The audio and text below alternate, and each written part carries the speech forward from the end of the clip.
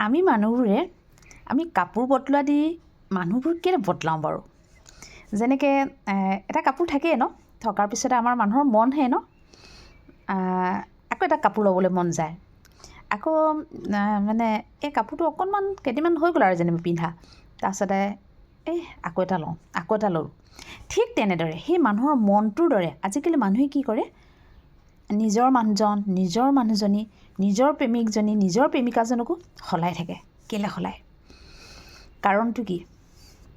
চাওক, আজি কিয় হৈছে এইটো বস্তু? মই ভাবোঁ মানুহৰ মনত সঁচা মৰম নাথাকে, সঁচা মৰম নাথাকে, বিশ্বাস নাথাকে। হ'ব পাৰে দুজনৰ মাজত বহুত কেতিয়াবা ভুল বুজাবুজি হৈ যায়, হয়।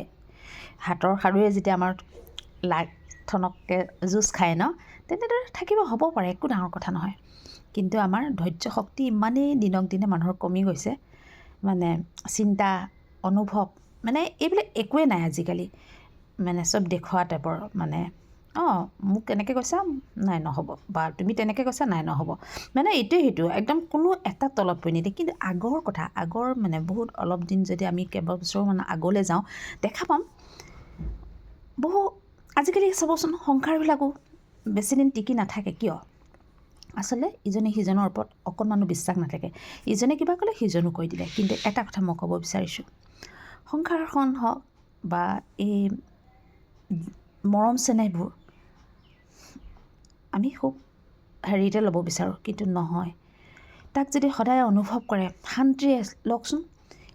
এটা কথা মনত ৰাখিবা, আৰু এটা কথা এইখিনিতে কওঁ, এজনে কিবা কৈছে আপুনি অকণমান ঠাণ্ডা থাককচোন। মানুহৰ এটা কথা দেই, বহুত ডাঙৰ কথা এটা ক'ম, খঙত মানুহে বহুত কিবা কিবি কৈ দিয়ে, বহুত কিবা কিবি কৈ দিয়ে। যদি খঙত কোৱাৰ পিছতো আপুনি যদি ভাল অৱস্থাটো যদি আপোনাৰ সেই তেখেতৰ প্ৰতি যদি বেয়া হেৰি আহি থাকে, মই ভাবোঁ তেতিয়া চাগৈ সেই বাঁহডাল, বা বাঁহ বুলিয়ে কৈছোঁ, সেই বাঁহডাল যোৰা লগাব নোৱাৰে।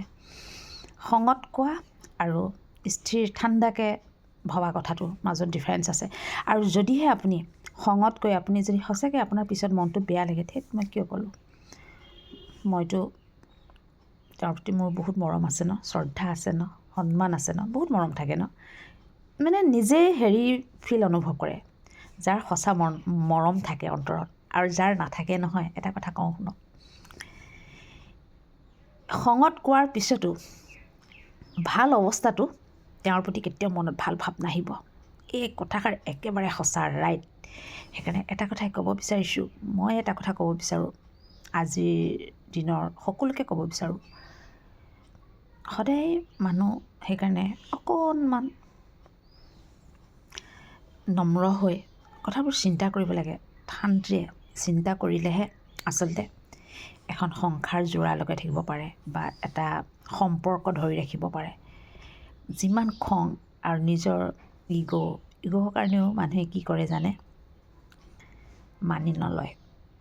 ইগ'ত যেতিয়া মানে লাগি যায়, মানে ইগ'টোৱে, কিন্তু মই এটা কথা কওঁ হা আপোনালোকক, কিছু কিছু ক্ষেত্ৰত ভাল কামো কৰাই দেখায়, আৰু কিছু সময়ত কিন্তু বেয়া কামো কৰে। সেইকাৰণে এটা কথা মই ক'ব বিচাৰোঁ, সত্যটো কি সেইটো চাব লাগে।